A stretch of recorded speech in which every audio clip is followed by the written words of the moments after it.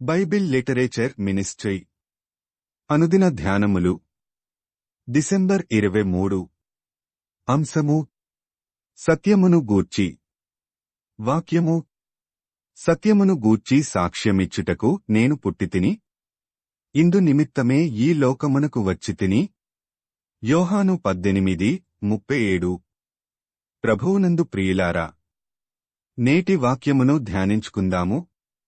క్రైస్తవులకు క్రిస్మస్ పెద్ద పండుగ. పండుగకు 2-3 నెలల ముందు నుండే ఎలా సెలబ్రేట్ చేసుకోవాలి అని ప్లాన్ చేస్తారు. క్రిస్మస్కి నెల ముందే ఇంటిమీద స్టార్ పెడతారు. వారం ముందు నుండి రంగులు వేసుకోవడం, బట్టలు కుట్టించుకోవడం, పిండివంటలు చేసుకోవడం అంతా హడావిడి. క్రిస్మస్ రోజు చర్చికి వెళ్లి రావడంతో యేసును చంపేస్తారు. వచ్చే సంవత్సరం డిసెంబర్ వచ్చే దాకా యేసు ప్రభువు గుర్తుకు రాడు. మళ్లీ డిసెంబర్ రాగానే మనమే ఆయన్ని బ్రతికిస్తాము. ఇంతే కదా క్రిస్మస్ అంటే.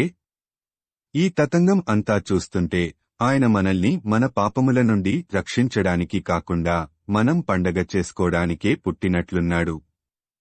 యేసు తానే స్వయంగా సత్యమును గూర్చి సాక్ష్యమిచ్చుటకు నేను పుట్టితిని అని ఆయన పుట్టిన కారణం చెప్పాడు. మనమేమో సత్యమును గ్రహించకుండా ఆయన పుట్టినరోజు చేసుకుంటున్నాము. పండుగ చేయడం ద్వారా దేవుణ్ణి సంతోషపరచాలనుకుంటే అది అవివేకమే అవుతుంది. నేనే సత్యము అని చెప్పిన యేసుని గ్రహించకపోతే మనం ఈ లోకాచారములనే బంధకములలోనే ఉండిపోతాము. మీరు నా వాక్యమందు నిలిచినవారైతే నిజముగా నాకు శిష్యులయ్యుండి సత్యమును గ్రహించెదరు. అప్పుడు సత్యము మిమ్మును స్వతంత్రులనుగా చేయును. యోహాను 8:31-32 యేసు ప్రభువు ఒక్కసారే పుట్టాడు, ఒక్కసారే చనిపోయాడు. మనం మాత్రం యేసుని ప్రతి సంవత్సరం పుట్టించి ప్రతి సంవత్సరం చంపేస్తాము. అప్పుడెప్పుడో 2000 సంవత్సరాలకు పూర్వం యూదులు ఆయన్ని సిలువ వేసి చంపితే మనం మాత్రం మన ప్రవర్తన ద్వారా ప్రతిరోజూ యేసుని సిలువ వేసి చంపుతుంటాము. ఇలాంటి ఆచారాలు పాటిస్తూ యేసు పుట్టిన అసలు కారణాన్ని మరుగున పడేసేది మనమే. యేసు పుట్టాడని క్రిస్మస్, చనిపోయాడని గుడ్ ఫ్రైడే, తిరిగి లేచాడని ఈస్టర్ పండుగలు చేసుకొని యేసుని పండగలకే పరిమితం చేసే పండుగ క్రైస్తవులుగా కాకుండా సత్యమైన యేసుని గూర్చి సాక్ష్యమిచ్చే క్రైస్తవులుగా ఉన్నప్పుడే మనం సత్యము గ్రహించిన వారమవుతాము. దేవునికి హృదయములో చోటివ్వకుండా ఇంకెంతకాలం ఇలా పండుగలు ఆచరిస్తూ పండుగ క్రైస్తవులుగా ఉంటారు? సత్యమును గ్రహించినప్పుడు ఈ లోకాచార పండుగలనే బంధకముల నుండి స్వతంత్రులమవుతాము.